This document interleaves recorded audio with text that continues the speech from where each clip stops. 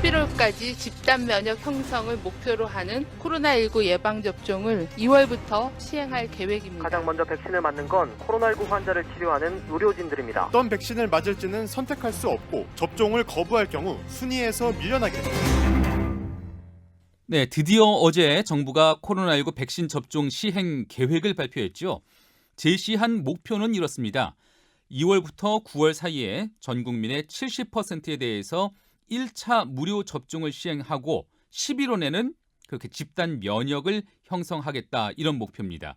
어떤 계획을 갖고 있는지, 그 계획대로 진행이 가능할지 질병관리청 코로나19 예방접종 대응 추진단의 양동교 자원관리반장 연결해서 자세한 이야기 들어보도록 하겠습니다. 자, 양 반장님 안녕하십니까? 네, 안녕하세요. 네, 고생이 많으십니다. 자, 이제 벌써 이틀 후면은 2월인데요. 다음 달부터 시작되는 예방 백신 접종, 일단 누가 가장 먼저 맞게 될까요? 가장 먼저 맞게 되는 분들은 네. 코로나19 환자를 직접 진료하고 있는 의료진입니다. 예. 아울러서 요양병원이나 요양시설에 입원해 계신 어른들이나 어르신과 종사자를 대상으로 먼저 시작하게 됩니다. 그러네요. 이번 예방접종이 다른 예방접종과 달리 백신이 사전에 확보되고 진행되는 게 아니라 네. 현재 진행되고 있는 백신이 공급을 받아서 진행되게 됩니다. 그러니까 공급과 백신 접종이 동시에 이루어지는 거네요. 그렇습니다. 네. 그렇기 때문에 초기에는 백신의 물량이 굉장히 제한적일 수밖에 없는데요. 따라서 접종 대상도 우선순위를 정해서 순서에 따라서 접종할 수밖에 없는 그런 상황입니다. 네네. 그럼 큰 틀에서 보다 보면요, 전체 국민을 큰 틀에서 좀 나누게 되면은 뭐 분기별로 어떤 국민들, 어떤 묶음들 이렇게 좀 나눠진 그런 기준이 있을까요? 예, 저희들이 우선 접종 권장 대상자를 정하는 과정에 있어서 네. 중증 질환으로 발생될 가능성이 있는 이제 분류를 요양시설이나 집단 거주시설에 생활하고 계신 분들, 그리고 그 종사하시는 분들, 이런 식으로 그룹을 정하고 있습니다. 네네. 그리고 의료진들도 아주 고위험군에 계시는 분들, 그리고 일반 의료진, 이렇게 나눌 수가 있지 않겠습니까? 네네. 네, 그런 식으로 저희들이 분기별로 특정 직업군이 일괄적으로 정해지기보다는 예. 위험도에 따라서 그룹 내 우선순위를 정해서 가고 있고요. 예. 그러니까 요양병원에 계신 분들, 예, 노인분들, 또 예. 고위험 의료기관에 계신 그런 의료진들, 이런 예. 분들은 언제까지 백신을 접종을 할 수가 있을까요? 지금 예정대로라면은 1분기 내에 끝낼 그런 목표를 가지고 있습니다. 예, 그렇게 목표를 잡고 그럼 2분기는요? 2분기에는 65세 이상 어르신분들, 네. 또 기타 감염 취약 시설에 계시는 분들, 이런 분들을 대상으로 2분기에 접종할 그런 계획을 가지고 있습니다. 네. 그러면은 일반 국민들, 앞서 말씀하신 그러한 그룹에 속하지 않은 일반 국민들은 언제부터 백신을 받을 수가 있을까요?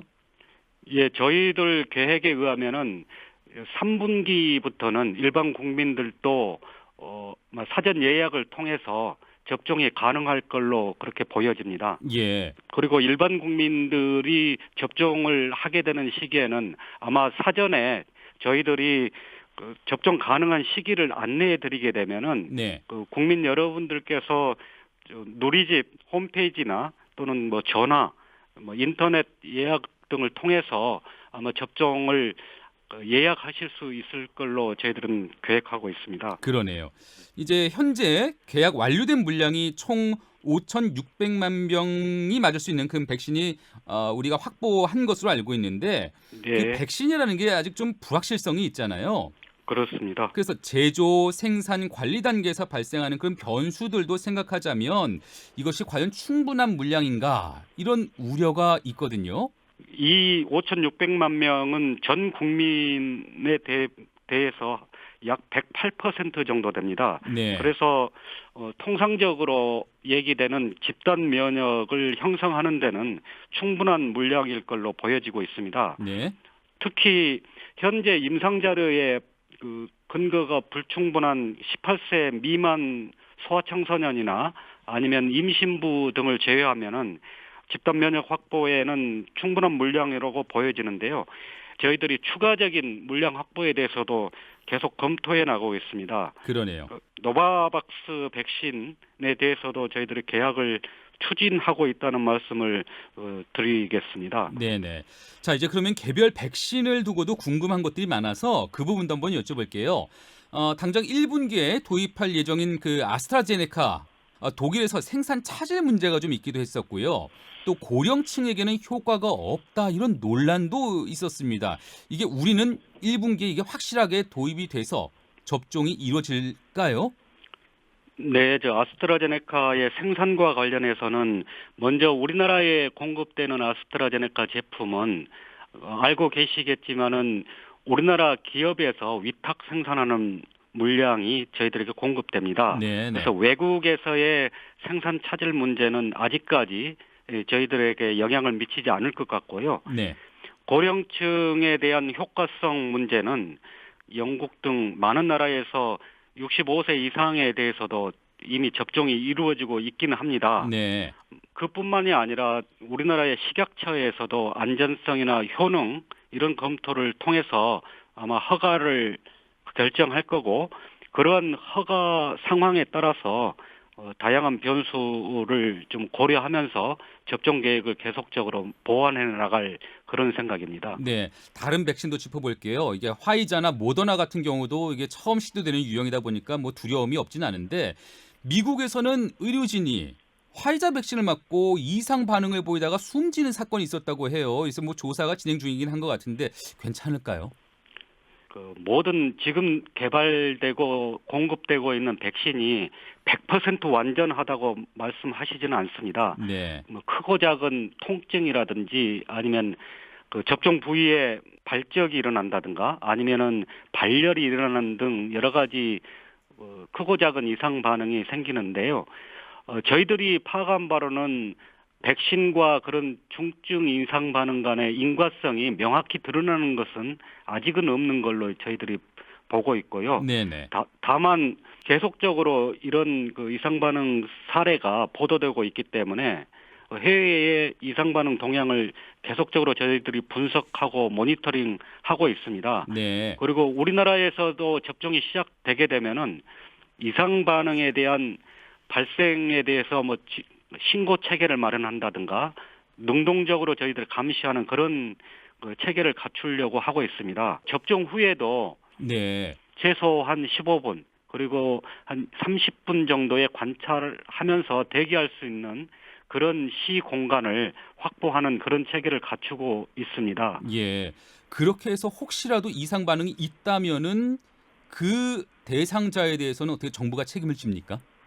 그 신고 결과에 따라서 역학조사나 또 백신과 그런 그 부작용과의 뭐 관계, 연관성 이런 부분들을 신속하게 파악하게 됩니다. 그래서 백신으로 인한 피해로 인과관계가 증명됐을 경우에는 저희도 국가가 보상하는 그런 체계를 마련해 두고 있습니다. 근데 이게 백신을 직접 선택할 수 없다는 점에서 많은 분들이 좀 염려를 하시는 면도 있는 것 같아요. 이게 백신을 랜덤으로 무작위로 접종을 받는 거죠? 네, 그렇습니다. 예예. 가급적이면 빠른 시일 내에 최대한 많은 국민이 백신을 접종을 받아야 되는데요. 네. 그렇기 때문에 이러한 다양한 백신의 종류와 또 여러 집단의 접종 대상자들 간에 혼란을 최소화하는 것이 필요하다 이런 생각을 하고 있고요. 네. 지금 미국이나 유럽 같이 이미 백신을 접종하고 있는 나라에서도 백신을 개인이 선택하는 그런 부분은 아직 인정하지 않고 있는 걸로 알고 있습니다. 그런데 어떤 사람이 끝끝내 나는 A 백신 말고 B 백신 맞겠습니다. 라고 주장을 하면 어떻게 되나요?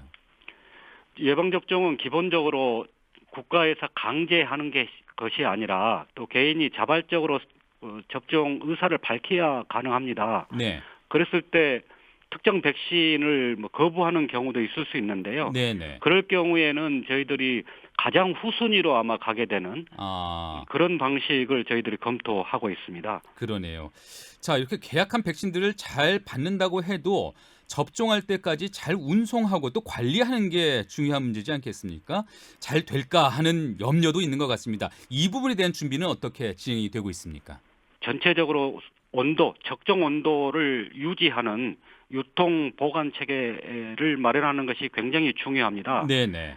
이런 부분을 담당할 저희들이 수행기관을 선정했고요. 네. 이 수행기관으로 하여금 콜드체인 관리 체계를 구축해서 백신이 안전하게 수송될 수 있고 또 적정 온도를 유지하면서 보관할 수 있도록 저희들이 모니터링하고 지원할 그런 체계를 갖추고 있습니다. 네. 그럼 구체적으로 이런 백신들은 어디서 접종을 하게 되는 걸까요? 뭐 병원, 일반적인 그 병원에 가서 접종을 하는 걸까요? 아니면은 다른 센터 같은 것들이 새로 좀 임시로 세워지고 그런 방식일까요? 아마 초저온 온도를 유지해야 하는 백신이 있고 네. 일반적인 2도에서 8도 사이의 냉장 온도를 유지하는 그런 백신으로 나뉠 수 있는데요. 네. 초저온 온도를 유지하는 그런 백신의 경우는 일반 의료기관에서 접종하기가 매우 좀 어려운 상황입니다. 네. 그래서 저희들이 시군 구별로 설치해서 운영되는 접종센터를 운영을 통해서 접종을 하게 되고요. 네. 또 이 냉장 보관이 가능한 그런 백신의 경우에는 예전부터 진행되고 있는 국가 예방접종 사업이 있습니다. 그 사업에 참여하는 의료기관들이 있는데 그 의료기관들을 선정해서 위탁 운영하는 그런 방식으로 진행될 예정입니다. 그러네요. 자, 어쨌든 이렇게 계획은 발표가 됐습니다만은 백신 접종 시작이 다른 나라에 비해서는 좀 늦는 것 아니냐 이런 지적도 없진 않은 것 같습니다. 그래서 집단 면역 그 형성되는 그 시기는 어떻게 보세요? 좀 다른 나라랑 좀 비슷할까요? 목표는 11월이죠. 네, 그렇습니다.